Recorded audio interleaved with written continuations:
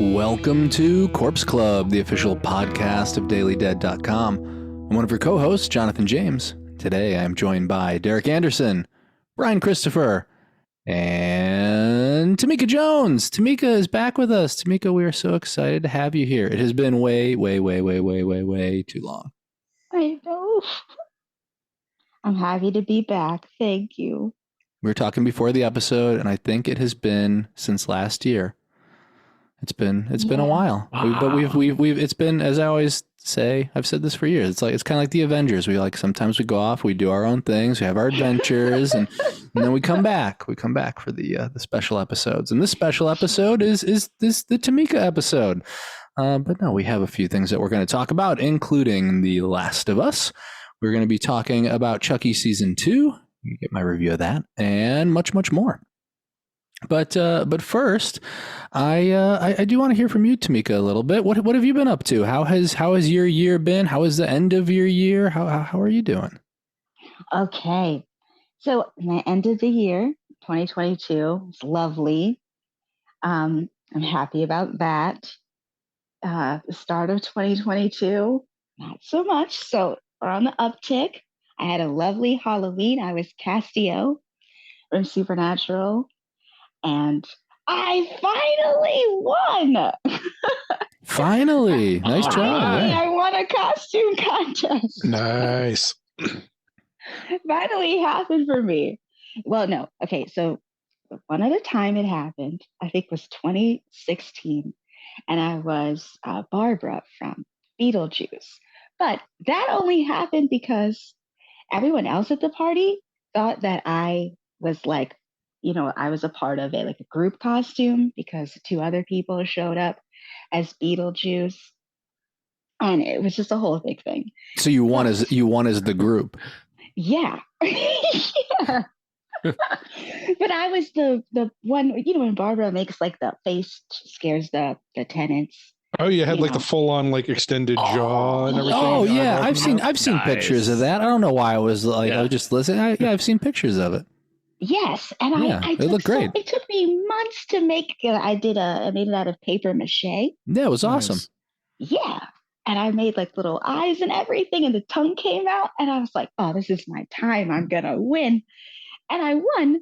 But then I found out you had to share I was part of a group.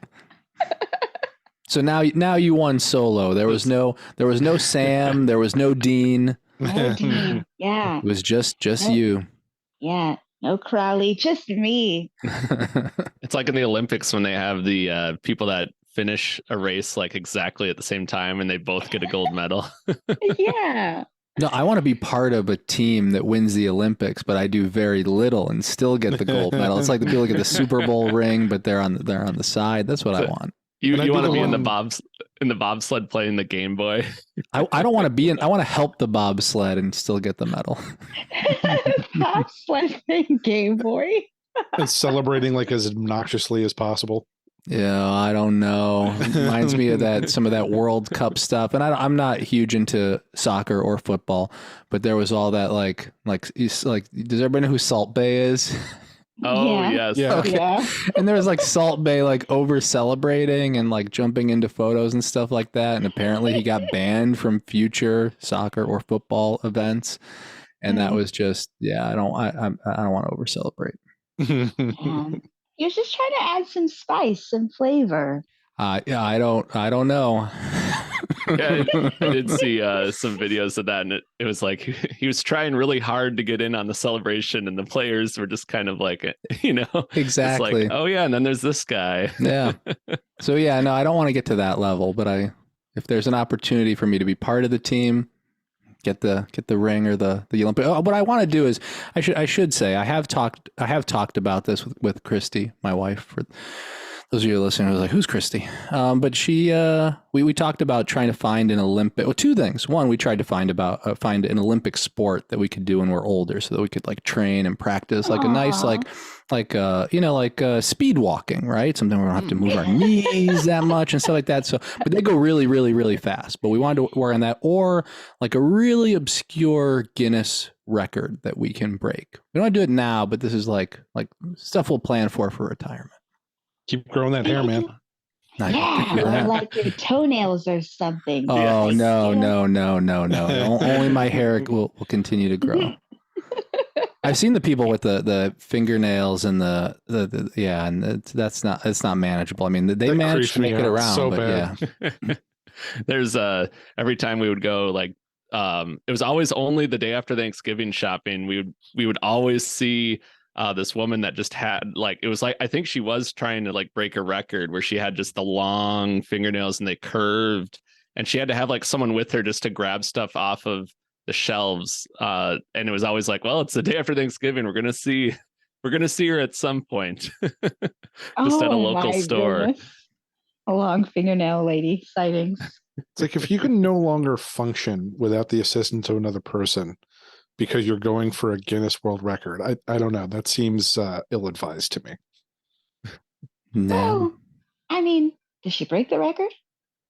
I never looked into it, but I would like to think that she did. Yeah, see, in that case, and maybe it was worth it for her. It was her journey. I would like Yeah. to think that she did, and then cut them so that she could Yes, immediately. go on with her life. Oh, sure. So I'm the judgmental a-hole. That's fine, everybody. No, I totally No. just for sanitary reasons alone, I totally get where you're coming from, because that would be a nightmare. Like, I don't even want to think about the logistics of that. Oh no, I didn't think about that. Yeah, Brian, we can all judge Salt Bay together, but we draw the line at the Guinness record breakers. Noted. There's a line and I cross it. Yeah. But speaking of Brian, and I almost forgot, I did want to have you talk a bit, because you did your Twitch streaming. It's back. Yes. And after having the Hellraiser Razor last year, you're back, and I'm not gonna steal your thunder, so I'll have you tell our listeners about your latest viewing party. Yeah, so after doing the Hellraiser Razor last year in September, I decided to take that really wonderful momentum that we had coming out of that event, where a bunch of people came together, supported great causes. We saw a bunch of movies. I just really liked the momentum we had going. So I decided to not do anything for the next 4 months. I knew where you were going with this. It was just like, I was kind of so tapped after that event. And then like the holidays came around, and just like one thing after another, where I'm just like, I don't know if I can fit this in. So I figured I would take, like, for as arbitrary as the new year is, it is nice to have some kind of way, like demarcation, to say like, okay, now's the time that we can kind of like clean slate things and start fresh a little bit. So I decided to take that as like, let's get this thing going again. And I think we came out in style, because when we did the Hellraiser Razor, we actually had one of our stretch goals for the donations was that if we hit a certain mark, we would let the folks watching choose what our next stream would be. And they said we needed to do Voyage of the Rock Aliens, which is a movie that was introduced to me by Andrea Subasati from Faculty of Horror and Rue Morgue. So I figured, what better way to watch that than to have Andrea on. And so, yeah, we got together. This was back on the 26th, and we watched it and had a really great time. And in fact, one of my co-hosts got to have their very first viewing of Voyage of the Rock Aliens. Mr. Anderson, what did you think, buddy? It did not disappoint. And I went into this knowing about the movie because we had talked about it like with our Tubi episodes, and I just Beatty had suggested it. Right. Yeah. Yep. Beatty had suggested it on our previous episode. And so I went into it with, I really didn't know what to expect, just thinking it would just be a bonkers movie in general. But even with those expectations, it was like far and away different, like just mind-boggling bonkers in the best possible way. And for those unfamiliar, it's from 1984. It is a sci-fi musical that brings together like old 50s beach party movies with like sci-fi, and there's actually a little bit of horror slasher in there. And that was by design. Like the guys who made it wanted to do something that brought together all of the movies that you might find like back in the day when you only had like 13 channels and it was like 11 o'clock at night, and you would see like, On channel 11 would be the Beach Party movie. On channel 13 would be the Creature feature. They wanted something that brought all of that and had songs in it. For me, the highlight is that the lead is a baby Craig Sheffer, who is just like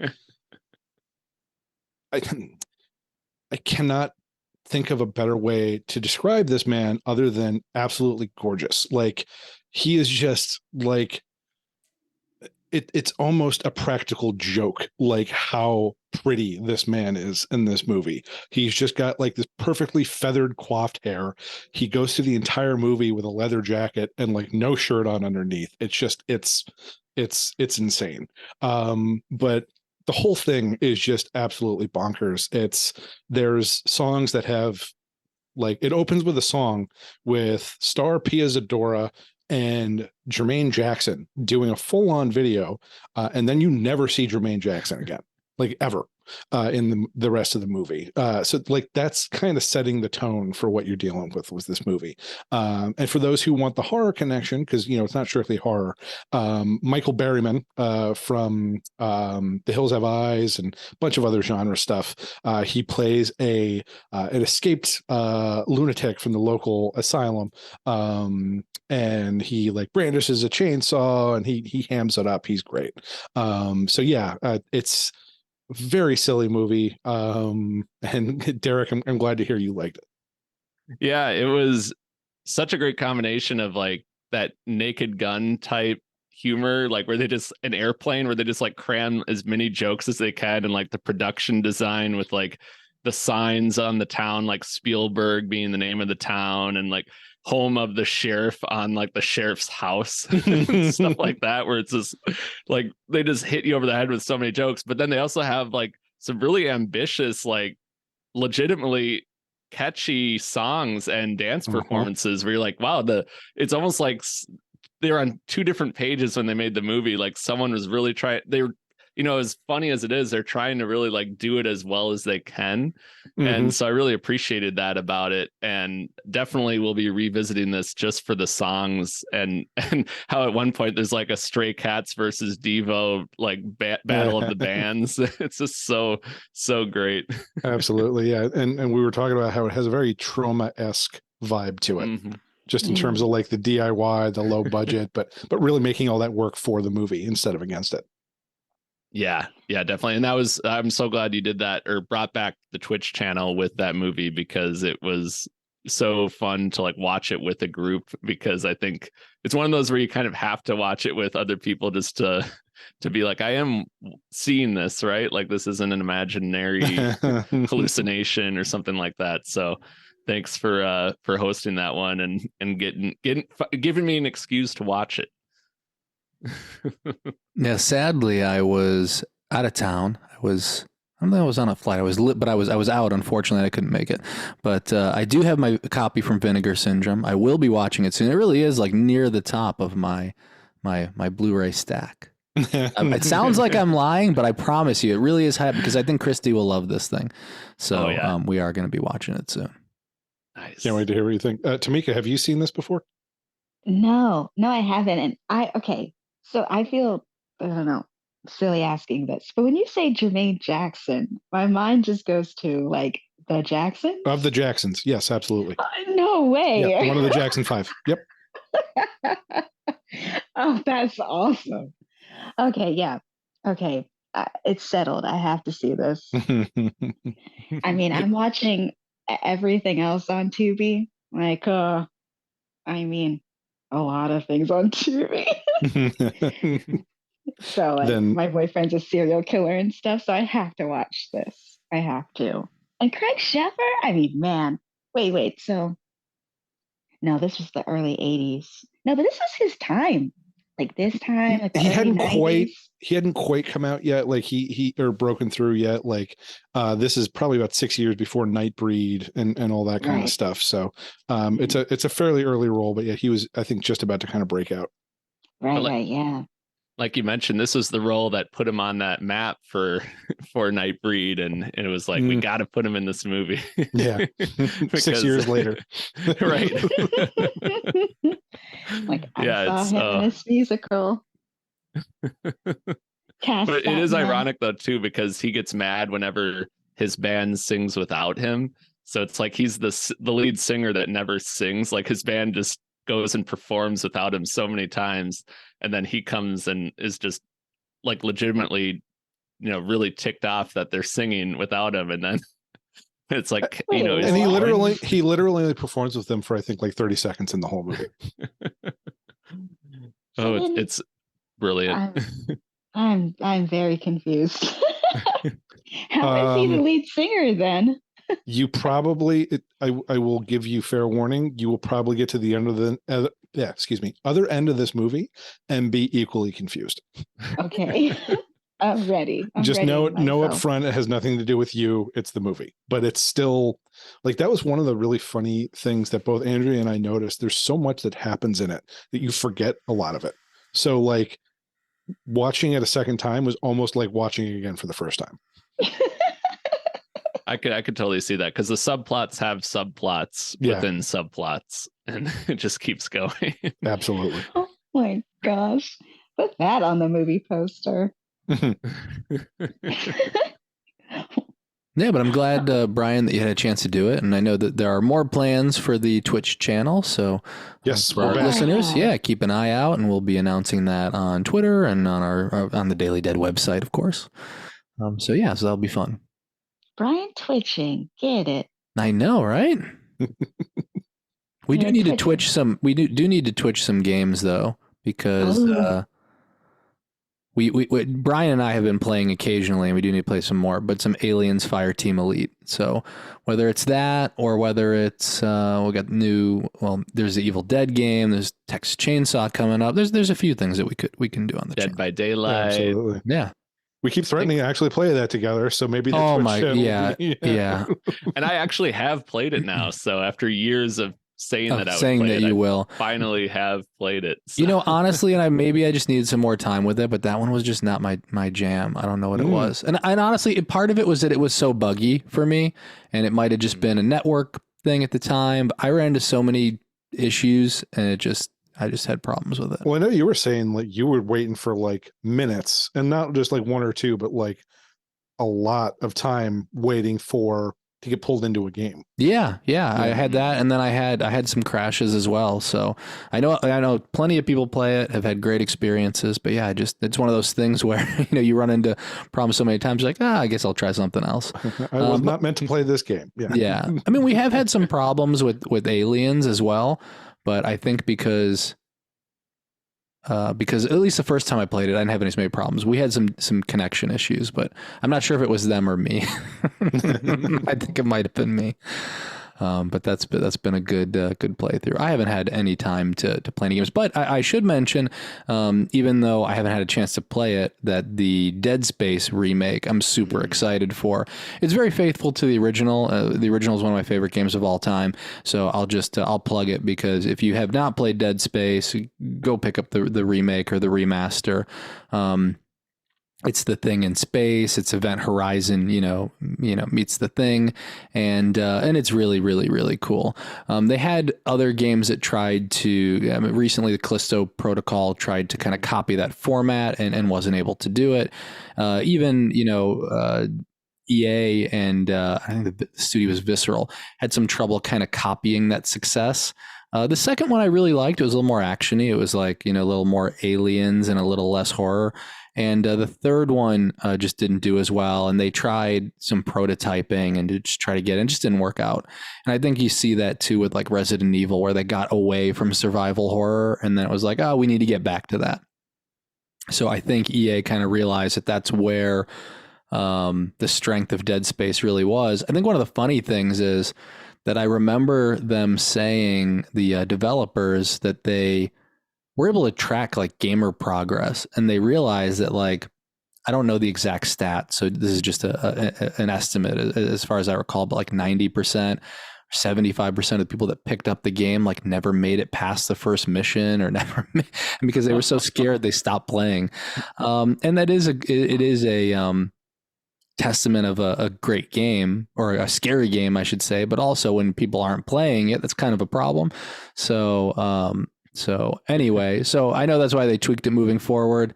all this being said, you love horror survival games or survival horror. Dead Space is an awesome game, and I can't wait to get back into it. Maybe another one that winds up on the Twitch channel. Yeah, you should Dead Space. That would I never got into the original one, so yeah, this might be my entry point. It's so good, and then you have these like creatures that come at you. I think they're called necromorphs, and unlike zombies where you're really like putting them down with a headshot, you can put a lot of them down with a headshot over time, but in some cases it behooves you to like dissect them, like shoot off a limb, so that they're moving a lot less quickly. So yeah, it's good stuff. And I've seen the trailers, I've seen the screenshots because I'm super interested. Haven't had the time, but super interested in playing it. It looks beautiful. And hopefully because of it, we'll get more. My guess is that, if this does really well, we'll see at least a remaster of 2, because I thought that was solid. And then maybe hopefully we'll see some new entries.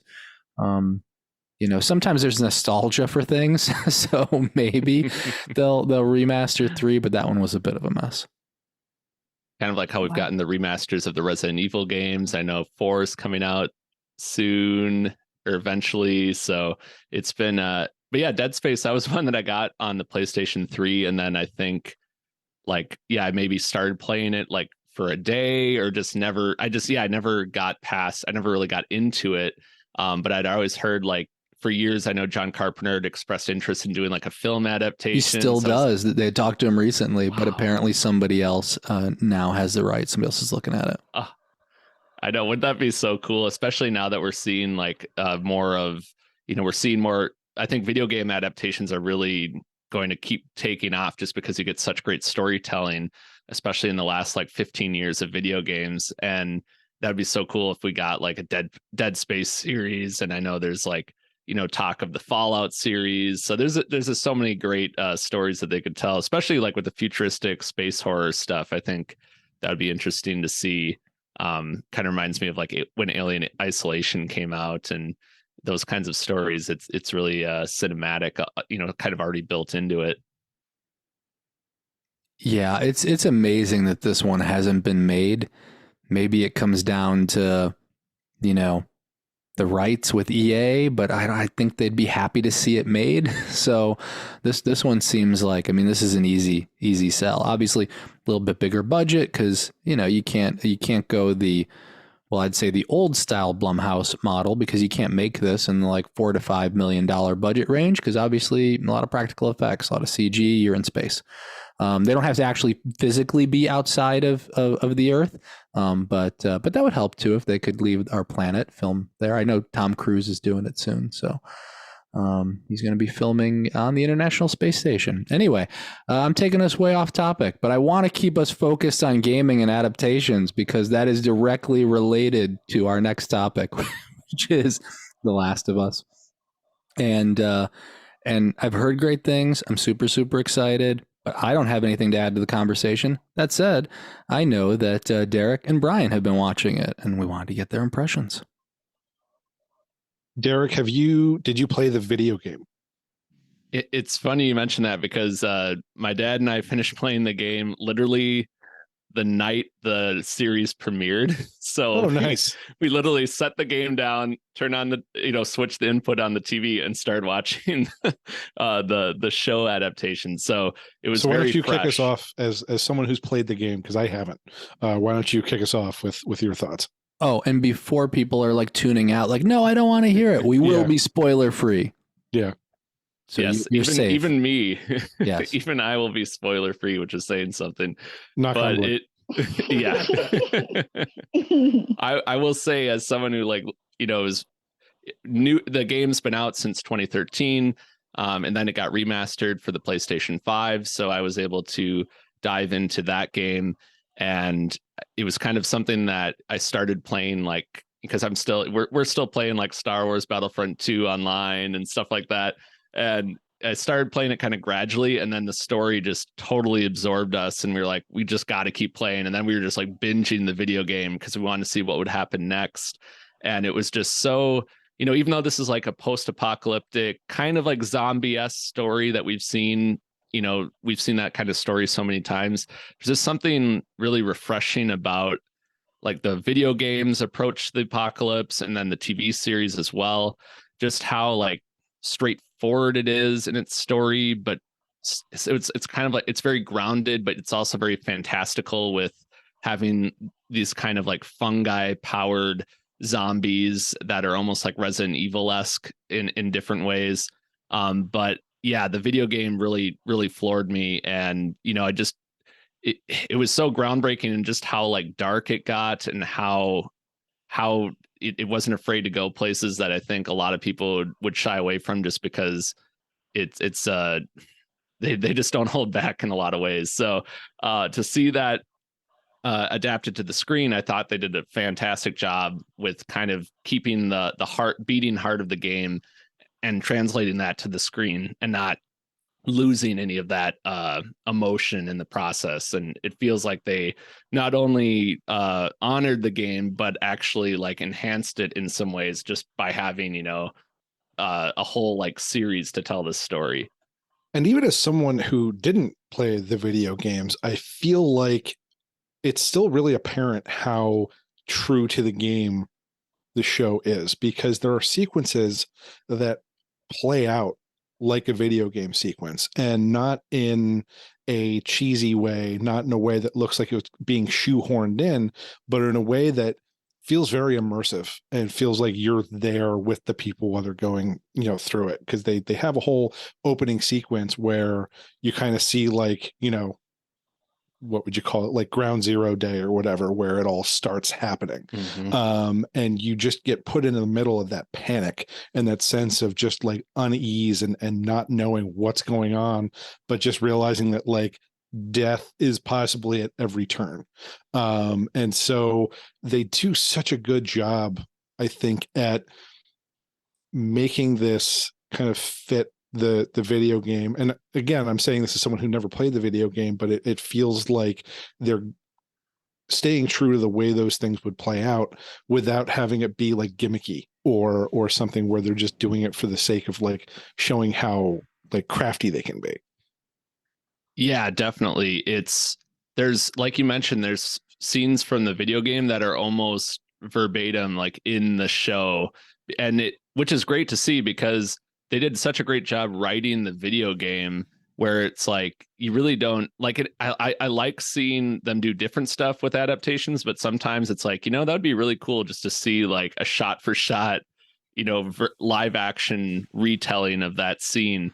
And like you mentioned with the ground zero, with them in the truck and trying to get out of the town while like everyone is getting infected, and like these kind of World War Z, almost like 28 Days Later type rage zombies are just like running around. It's just like really freaky, because that video game opening really legitimately freaked me out, where it was one of the scariest like video game scenes I've ever played, and kind of took me back to like being a kid and watching like my uncle play Silent Hill, or like, or just some of the early horror video game moments. Like it really sucked me in. And I'm so glad that they were able to just kind of pull that off, and then also just add other stuff to it too. But it's like they didn't have to reinvent the wheel, because there's so much great infrastructure in place. And then they have like the liberty of, well, let's put in some like cool flashback scenes like at the beginning of each episode. So like we see like a scene from a talk show in 1968, or like here's what was going on halfway across the world, like when they were experiencing the infection for the first time. So it's like such great world building, and I'm so glad that they were able to kind of see what they had and then just like, okay, let's build on it, instead of like, well, we got to figure out a way to like, do something completely different, because it's so good on its own. And it's been really fun to see that play out, because that first episode especially, like I love the beginning of the apocalypse type stories, and I thought they just nailed that. Yeah, and I think that, a lot of people probably have zombie fatigue, because zombies were like, I mean, it was a cult thing, right? It was a cult thing in the 70s and 80s, and then, you know, even in the 90s, and then, you know, early 2000s, it seemed like there were zombies everywhere, and then obviously, you know, Walking Dead. So I understand that, kind of like when Twilight came out and it was like, you know, vampires weren't as cool, that like zombies have become a little uncool, but everything, you know, comes and goes in waves. And so, you know, I think at least for, I think some people who may have tuned out for a little bit, I think this is kind of a good opportunity to kind of jump in, because, you know, whether it's zombies or vampires or werewolves or whatever the case is, that's not really what matters to a degree. It really is good storytelling, good characters, which this has. And I also think it's pretty cool that like decades, like it's been decades of HBO continuing to like dominate like Sunday, you know, into Monday, like water cooler TV, that like, you know, obviously the world has changed significantly. We have streaming services. We have, you know, episodes that are released, you know, all at once. We have, you know, more options for TV shows and movies than ever before. But HBO is still releasing something on Sunday that everybody has to see. And you're talking about Sunday night, or you're talking about Monday or through the week. And this is another one of those kind of cool, like cultural moments people are kind of getting together for. Yeah, I have been bullet time dodging spoilers for episode 3, because apparently it's for as good as the first episodes are, they say episode 3 is kind of a game changer in terms of just how impactful it is and how well crafted it is. And apparently everybody's also saying, like, make sure you have some Kleenex handy, because it is there's some feels associated with this, and in the universe of The Last of Us, I can't imagine they're all very good feels. Yeah, and even Mike Flanagan had commented on that third episode, saying it was one of the best episodes of television he's ever seen. And so that's oh, I can see you. I can see you. Don't do this to me, Brian. You know, and the funny thing is too that like I'm not used to you doing this on the podcast. So like for like a half second, I'm like, wait, am I going to have to pivot here? I'm going to have to. And then I was like, wait, did I say the wrong name? Did I, you know, it's one of those things where it's late. And like, did I say Mark Flanagan? Did I say something? What was it me? That's where it went first. That's why those things they're hurtful, Brian. What's a little friendly gaslighting between friends? So, yeah, that little Mike Flanagan guy said this was one of the best episodes of television he's ever seen. So yes, I got nothing else. Well, he's probably a real up and comer. I'm sure he's going to do very well for himself. Yeah. You're right, though. It does make you like, because I've always kind of missed that episodic TV storytelling where it was like one episode a week. Like you really had to, you know, build up the story over time, and you had a chance to kind of marinate with the story instead of like, here's all 10 episodes right now, which I mean is, I think there's certain shows where that works better, because there are shows where I'm like, I just want to watch, you know, I want to binge this, watch like 10 episodes if I have the time.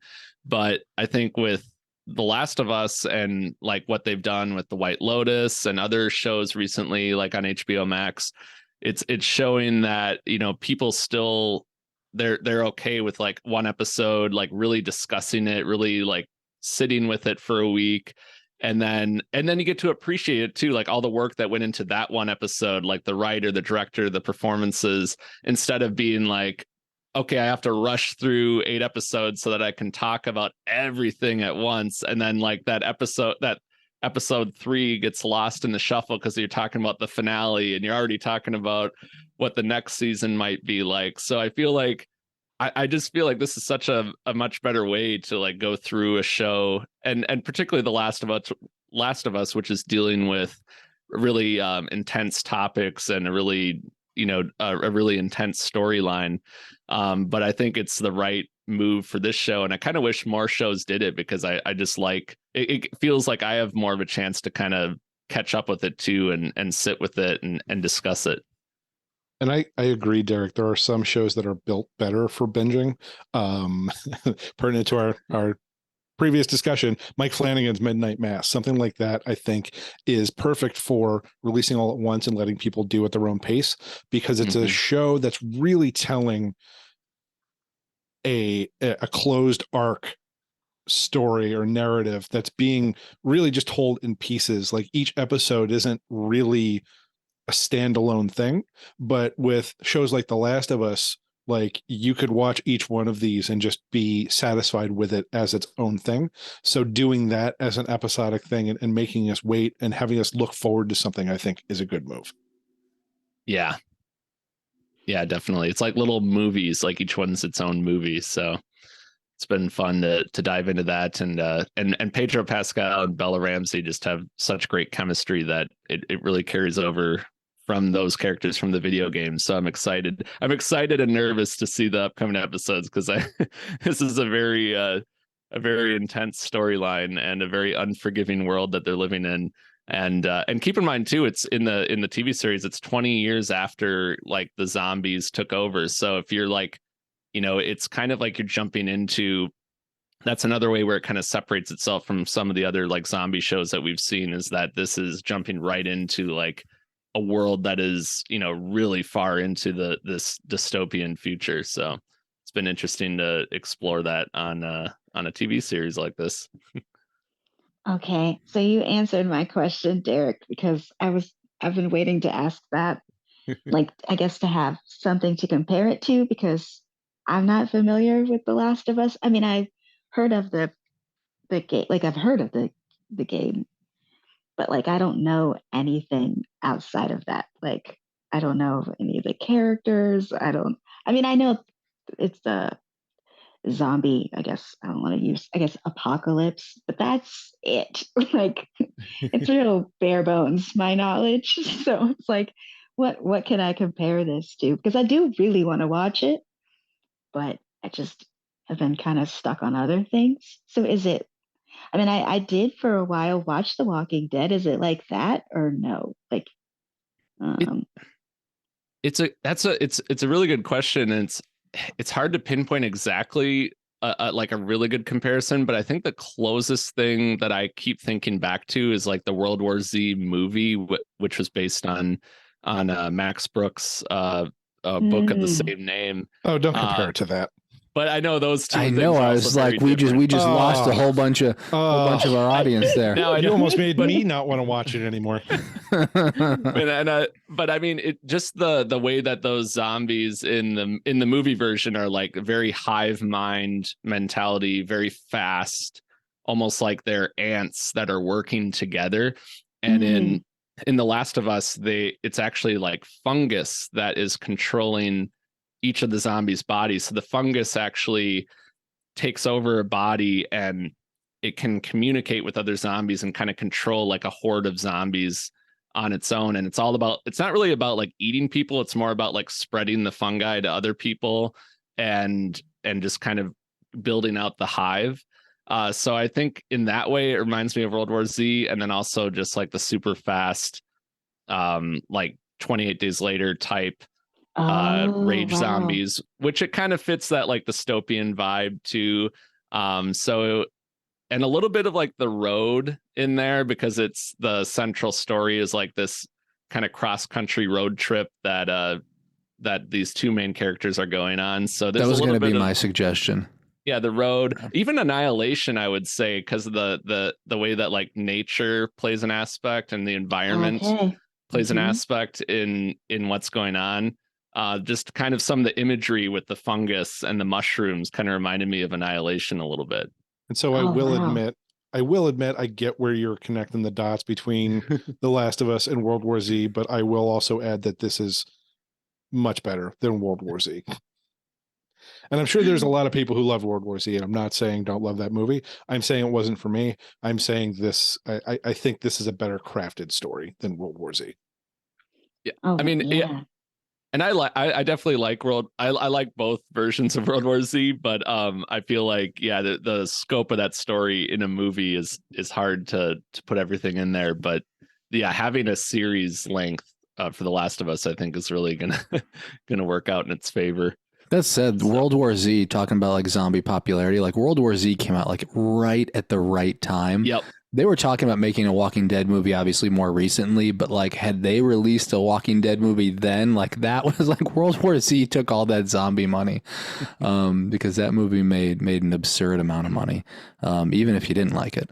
And then for I kinda years forgot we were about that movie. teased with a potential sequel that never came to be.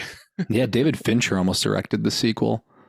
You know what Really? though? It was one of those things though that I kept telling Derek, like behind the scenes, like there are certain movies. That's another one of those. I was like you get certain stories about a movie, like and you know with Daily Dead. I mean, over like 12 years, there's certain things where I'm like, I don't believe it until I see this movie in theaters because it keeps like starting and stopping and new directors. The Crow was one of them. World I was War gonna Z say, I is think another. Yeah. our word for that was like the Crow treat. You know, it was like, okay, this is like, you know, they're the development hell of the Crow. You know, Yeah. like that was.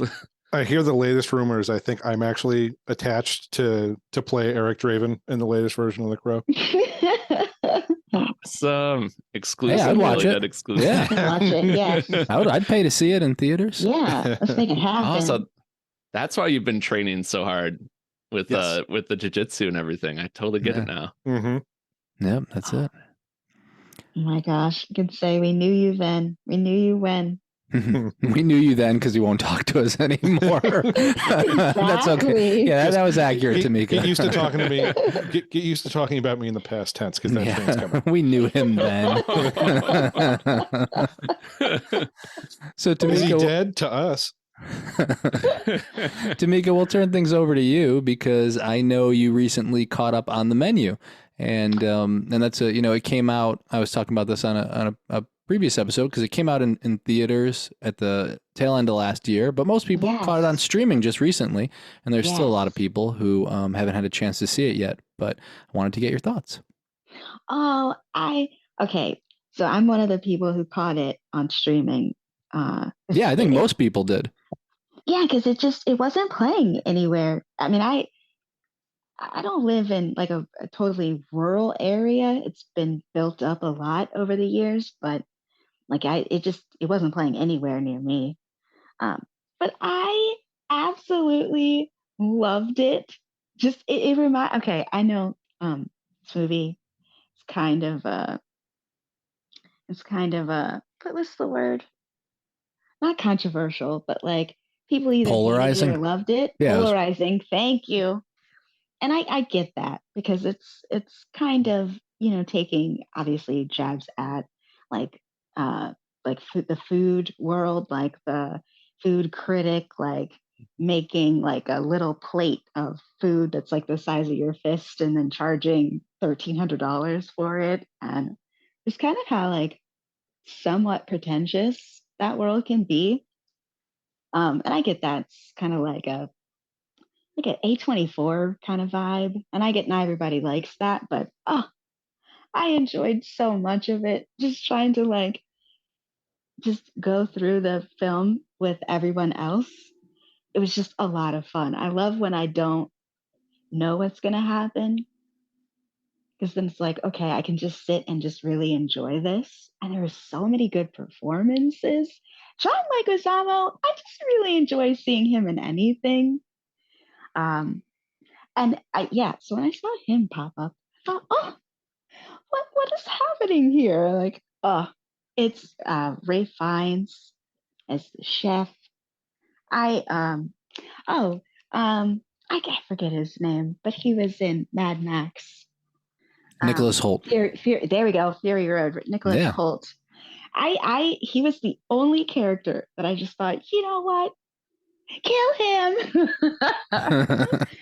Because clearly, like not everyone is going to survive the movie. And I was really hoping for him. I was pulling like, please, you are insufferable. Like you are exactly, I think, what this movie is trying to unpack per se. Like you. But no, I don't know how well it did, like or like how well it's perceived now, but I really, really enjoyed it. So wait, you saw this too, right, Jonathan? Yeah. I mean, I thought it was great. It's one of the best. It's the best movie I've seen so far this year. Yeah. So yeah, I gave it on my personal list. I gave it a perfect score. I loved it. Yeah. I thought it did a really nice job in not necessarily picking sides, because like you said, I mean, I don't even know if I would say, and I haven't been online too much about it, so I really didn't think it was that polarizing. I've seen some Oh, people okay. that maybe didn't get some of the humor or didn't get the message. I thought personally that it was pretty clear what they were trying to do, and I also thought that they smartly made sure to kind of, as you mentioned, critique like the um this culture both from the side of the artist or the creator, but then they critique it from the side of the critic and influencers. And Mhm. so I think, and they make fun of kind of like the actor, I'd say the actor culture, the John Leguizamo character, right? Yes, yes, You know, kind yes. of that the has.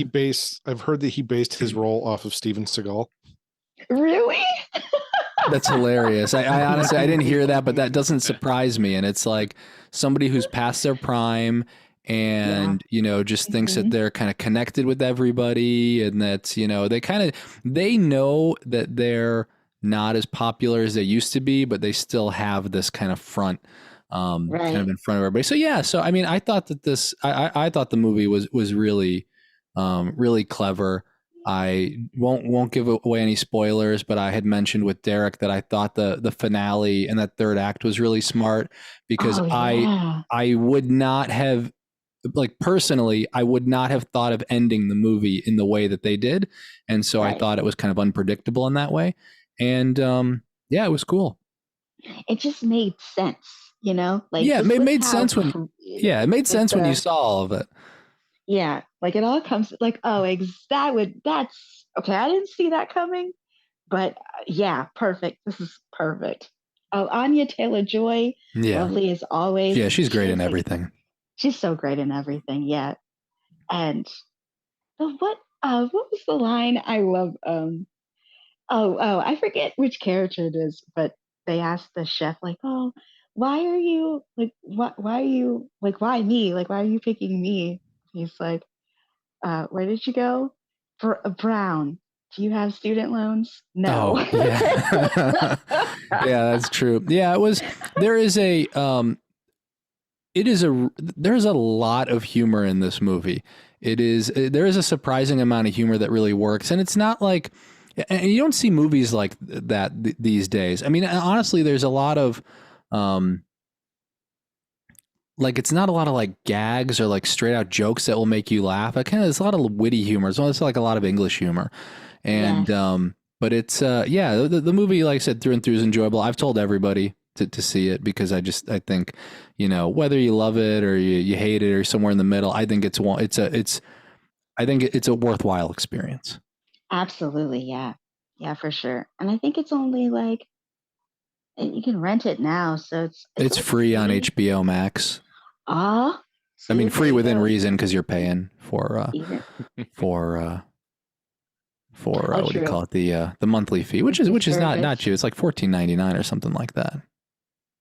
Yeah, which is wild because I've been paying 9.99, but I think it's because I signed up like in 2019. Yeah. Well, I'm saying that, but then also like, and we're gonna start dating ourselves, kind of like Uh-oh. we made a comment. I'm taking this off track for a minute. This happens because I made a comment about Zima, because Yes. Derek had like he had like a pint glass. He had a mug, and it was clear, and which is weird because we're not used to seeing Derek drink water. So so I said it was Zima, and Derek had no idea what a Zima was. It was But like I'm chuckling, and Derek just has a complete look, just blank look of no idea what What you're the hell talking is about, Zima? yeah, and what is Zima? we just instantly felt so old. Yeah. And so, so the three of us were laughing, and Derek's like, "What is that?" So we have to explain what Zima was. If you don't know, Google it. But yes, Zima was the first thing that came to my mind. But I always say when it comes to streaming that like $14.99, yes, it's a lot, but also like my aunt has a bill with Comcast right now. She didn't know how much she pays. I know how much she pays. $249 a month she pays for cable. Wow. Is that just for the Wow. TV? Yeah, I think she Ew. and this what happens is it's because, and did I say the provider? I won't say the provider, but what happens is you get these old packages that nobody even has anymore. They're like, oh, this one's from like 1990, or like we don't even sell this anymore, but they don't tell you to change it. And if you had like, they sold you like when you first started on like the like Showtime or HBO package, and then the price raises, and then all the price raises, and they had taxes and all that stuff. Like my grandparents, like years ago, we found that they were like still renting their phone. What?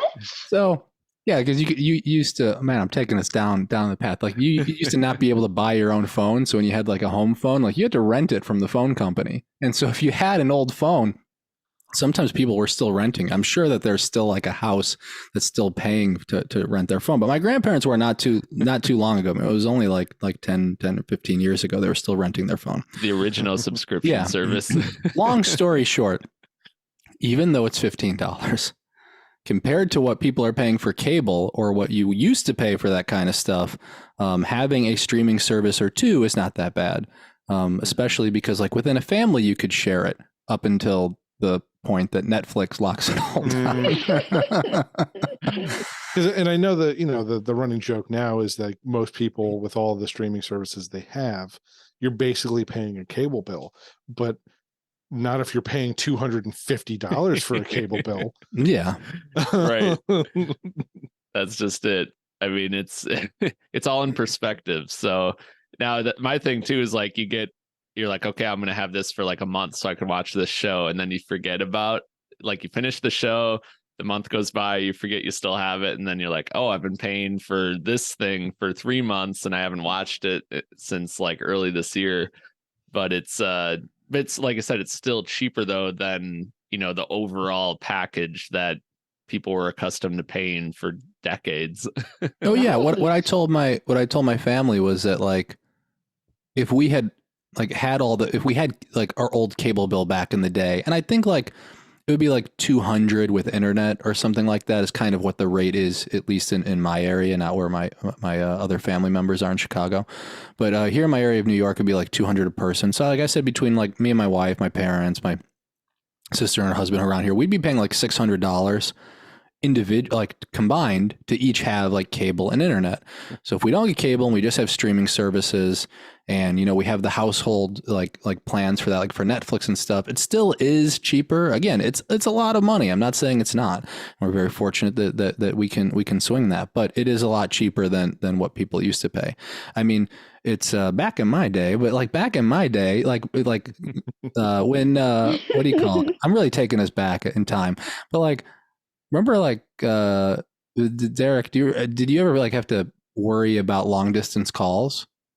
Because like, yeah, I mean, yeah, like because I didn't really make them, but I remember that being a thing where it was like you couldn't make them. Yeah, you had to watch out. Yeah, like that used to be a thing. Like people used to have. I remember when I had first started one of my businesses when I was younger, and I had to make long distance calls to make connections and to talk to people.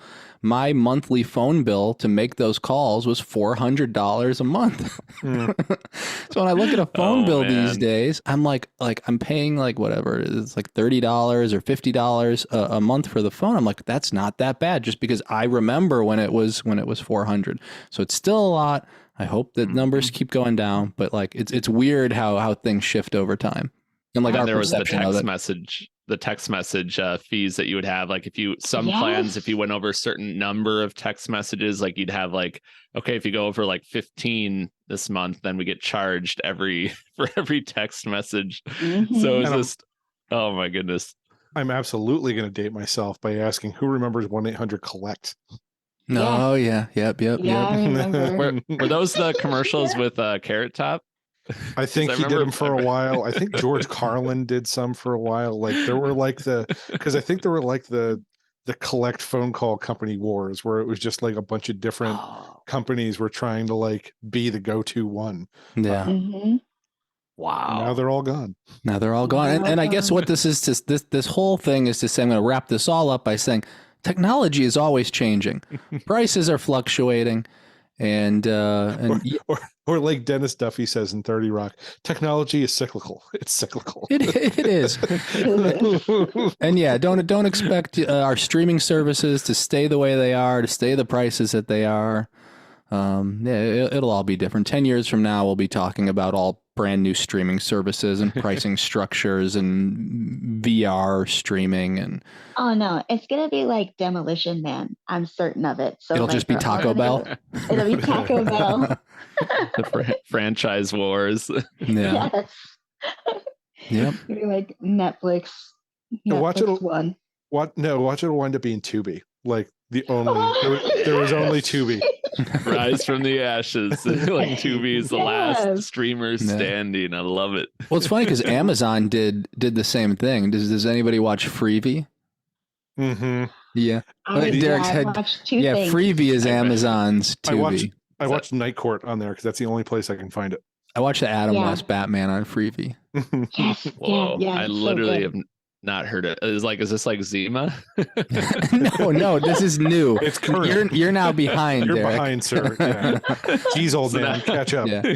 I remember this was like I'm young and old at the same time. I remember this was like a few years back on our Corpse Club episode where, and Derek, you were on it, where I talked about TikTok, and like you and Heather and Scott were like, "What's TikTok?" I had to explain it. I mean, now everybody knows what TikTok is, but it just goes to show you how fast things change. But yeah, Freevee. Oh yeah, you got to get Freevee.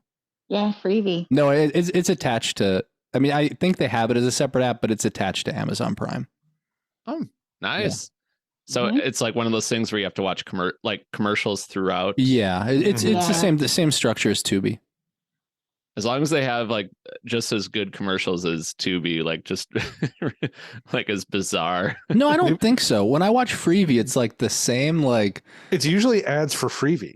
If it's not Freevee, weird. It's like some kind of like carbonated drink. I don't know if it's an alcoholic drink, but I know it's like a carbonated. Like I feel like I see cans like on a mountain. I see those a lot. Oh, I think it's Truly. I don't think it's true. Maybe it's Truly, but anyway, I see a lot of those ads. Yeah. True. The return of Zima, perhaps. It basically is. We were talking about Zima was ahead of its time. Bring it back. If only Zima, the people who made it were probably like, "See, it's popular now, right? I just need to wait 20 years." Okay, we need to get back on some kind of modern topic. So I'm going to bring us back. I'm going to close us out with Chucky season 2. So I finally caught up on Chucky. And as I always say, and I say this stuff with with always like a disclaimer, and it's okay if you're listening and you haven't seen Chucky, great. If you haven't, you're like, hey, why are you talking about Chucky now? It finished at the end of the year. It's because it's okay. There's a lot of stuff going on. There's a lot of different movies to watch, and so I feel like more and more we are going to be kind of watching things a little bit out of sync. And unfortunately for me, Chucky was one of those that kind of went by the wayside. It was holidays, a lot of things going on. I'm like, hey, I want to binge this. I want to watch it all together. The first season of Chucky was one of my favorites of 2021, and I really love the second season. So I would highly recommend it. I'm going to give it. Oh, we have to review some of our things. I forgot. So Tamika, very quickly, because I'm starting to add review scores. Says out of 5, what would you give the menu? Oh, a 10 out of 10.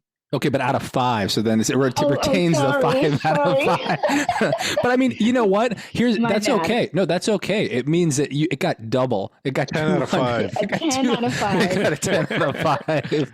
That's fine. If you're like, hey, you heard what she said, Jonathan. Yeah, I'm sorry. I didn't mean to correct. That was I laid out the rules. You gave me a score. I apologize, Tamika. 10 out of 5. It is. 10 out of 5. Yeah. I feel nearly the same. But as far as Chucky goes, I will give this a solid out of 5. I give this a solid 4 out of 5. I give this first season a 5 out of 5. I will say without giving major spoilers, because I assume that if you're listening, that hopefully you have like a general idea of some of the things that are at play in Chucky. And I will say that the first season, which actually I'm rewatching right now because I enjoy the show so much. The first season was a more focused story, but it was sprawling in terms of its locations with its central characters, if that makes sense.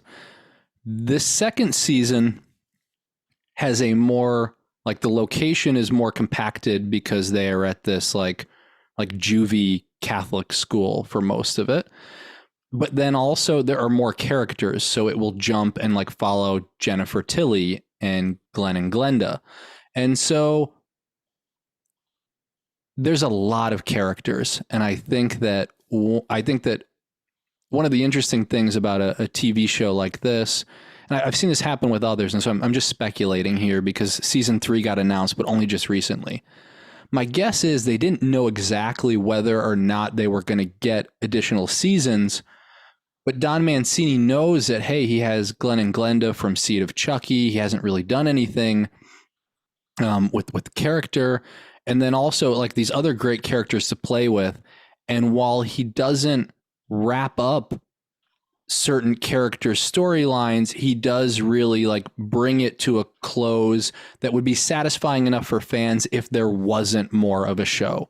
And so I really think that what they wanted to do was, it was really more about character than it was about a very focused story. And they were okay if there were some like logic gaps, or they were okay if like the flow is a little bit different than the first season. And so I think that for some people who are not as familiar with Chucky and with the major cast of characters, you may be a little bit of like a fish out of water. That being said, as someone who really loves a franchise and the fact that all of this is interconnected, like, this is gold. Like, this is great. I loved every single episode, watching what they do with the different characters. And I'll say too, there were some experimental episodes. There's some episodes where they might not follow. They may focus on certain characters you wouldn't expect. They may change the format up. They may break the fourth wall. And so it's kind of fun to see them do all this stuff. It ends with a Christmas episode. Excuse me. We know we have a third season, so we know there will be more Chucky, and we'll see what happens to these characters. But it was cool stuff. So I would say, if you love the first season, if you love the franchise, definitely check it out. And I know that Brian and Derek, well, I know Derek, you're in the middle of it. Brian, I don't know if you've had a chance to catch it yet. Have not started the second season yet. No. And Love the first season. Yeah, ditto. Love the first season. I'm 5 episodes into season 2. So yeah, every episode seems to end with a very big reveal too. So there's recently like a big reveal kind of cliffhanger moment. So I'm looking forward to diving in for the next 3 episodes. But yeah, especially like episode 4, there's, like you said, there's all sorts of kind of fun stuff that they're playing around with this season, with like the way that they're telling the story. And yeah, I was already impressed with how he tied so many things together in the first season, and he does like 3 times as much of that in season 2, which is very ambitious. And yeah, so it's been fun to see that all come together, and I'm excited to see how he brings things to an end in season 2, because there's so many different storylines going on, but Mancini always seems to find a way to make it work in the end. So should be a fun one, and definitely some good puppeteering going on too from Tony Gardner and his team, just with a lot of the action that they're doing this season. Oh yeah, it's always top notch. And I think what the cool thing too is, like, obviously like Chucky and Tiffany, are kind of, obviously, I don't even know if I'd say fan favorites, because it is, Chucky is the show, but like people come here for like those dolls, and for, Glenn and Glenda for people who are really big fans of Seed, but that we've been, that we love, kind of like Jake, Devin, and Lexi, especially considering where Lexi was in season 1, that we love these characters and that they've expanded them as much where you care about them as much as you do, is really impressive to do that only just in like, over the course of 1 season, because we're already really invested in them. And then of course to see what happens with them in season 2. Like it's really cool that they've really built these characters up, because again, like in other hands, I could imagine these characters being more disposable, and being that the show is called Chucky, having the focus only on Chucky. But the fact, like I said, that we do have, and not only do we have the characters I mentioned, but we have Nika as well, right? Fiona Dora from Now I can't remember. It's not Cult of Chucky. It's not Cult. It's what's the one before? Curse. Yes. Curse of Chucky. That always that name always escapes me because Cult of Chucky is just such a cool title. But yeah, so that we have all these other characters in the mix is just really cool. So yeah, it was a pleasure to watch this, and I'm excited for season 3 and another presumably 8 episodes of Chucky. Yeah, what a world we're living in, where we're going on to season 3 of a whole TV series for Chucky.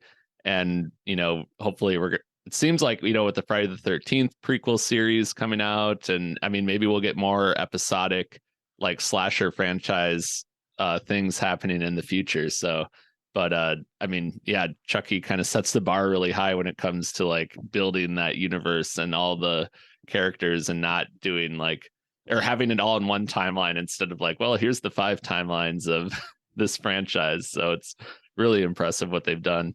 Yeah, that's great. So yeah, so like I said, so that's my recommendation. Glad I caught up on that. I would say in terms of what I'm looking forward to, I'm trying to think of what's coming up. I'll just throw out there, I did see Avatar, so I did see that. I'm not going to spend too much time on that, but I did see the new Avatar movie. It looks beautiful. I saw it in like high frame rate, 3D, 4K, so that was nice. Underwater scenes are beautiful. Was that a Mike Flanagan movie? Yeah, it was. Yeah, it was a Mike Flanagan. That's what he's known for. He's known for the Avatar sequel, not the first one, just the sequel. But yeah, the as much as people complain about the story of the first Avatar film, I like the story of the first movie better. So I don't know who's seen it, but I did see the second one, and I thought the story was okay. But it looks great.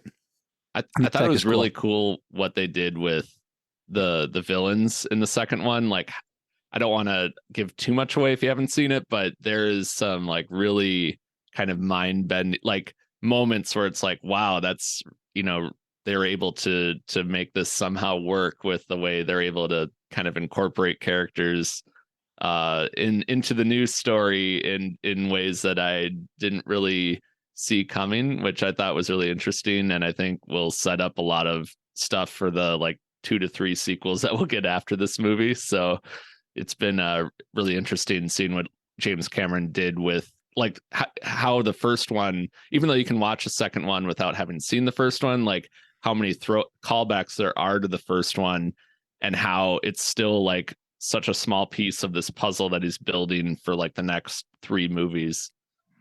Yeah, it's interesting because this going back to what you and Brian were talking about when it comes to episodic, like this should have been like we should be able to binge the whole thing. This was not told in an episodic way where you watch one to the next. Like in my opinion, like the first movie was a more complete film with like where it has a full arc.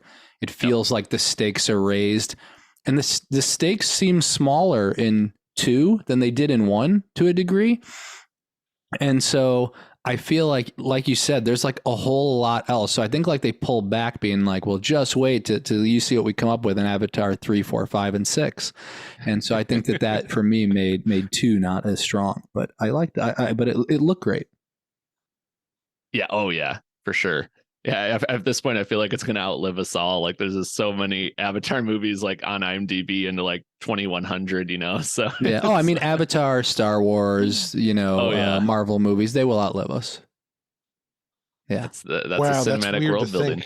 I had never considered that. Like there's going to be Star Wars movies that I'm not going to be alive to see. I'm sorry for bumming you out. No, it didn't even bum me out. It's just a weird concept. Like maybe if like I'm not wrapping my mind around it yet. Maybe once I do, then I'll be bummed about it. But for right now, it's just like I feel like this is something I should contemplate while high or something like that. Pass the edibles, man. We're diving into our own mortality on this episode of Corpse Club. Oh yeah, that is a sobering thought. and those of us who are familiar with those, well, I was going to say those of us who are familiar with Zima are a lot closer to our own mortality. This is true. Well, I think with this sobering thought, it's a good place to end this episode of Corpse Club. We want to thank Bryan, our engineer, for helping us out each and every episode. And as always, we want to thank our listeners. If it wasn't for you, we wouldn't be here, especially those of you who have signed up for a Corpse Club membership. Make sure to visit corpseclub.com. You can check out our episodes. You can sign up to become a member.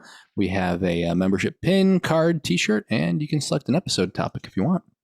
Don't forget to rate and review us on Apple Podcasts. Every rating and review really helps. And you can find us on YouTube, SoundCloud, Spotify, and all of your favorite podcast providers. If you want to get in touch, you can reach out anytime. We're contact@corpseclub.com. On Twitter, we're @DailyDeadNews, @Corpse Club, and on Instagram and Facebook, we're under Corpse Club as well. Thanks again for listening. And until next time, stay scary.